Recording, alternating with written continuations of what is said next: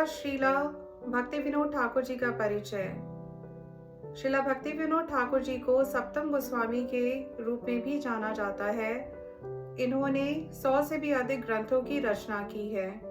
अंग्रेजों के शासन काल में ये जज की पदवी पर नियुक्त थे और जगन्नाथ जी के मंदिर की सेवा संचालना इनके हाथों में थी।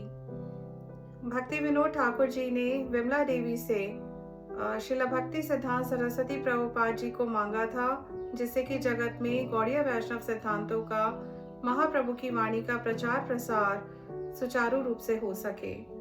श्रीला भक्ति विनोद ठाकुर जी ने इस ग्रंथ में लिखा है, भक्त गणी आज्ञा दिला चैतन्य इच्छाए, नदिया महात्म्य वणी भक्तेर कृपाए, जे अवधि श्री चैतन्य अप्रकट हैला, धाम लीला प्रकाशिते भक्ति आज्ञा दिला। श्री चैतन्य महाप्रभु ने स्वयं प्रकट होने के बाद अपने भक्तों को श्री नवदीप धाम को जगत में पुनः प्रकट करने के लिए, प्रकाशित करने के लिए आज्ञा दी है तथा उन भक्तों ने मुझे श्री नवदीप धाम का महात्म्य प्रकाश करने के लिए आदेश किया है।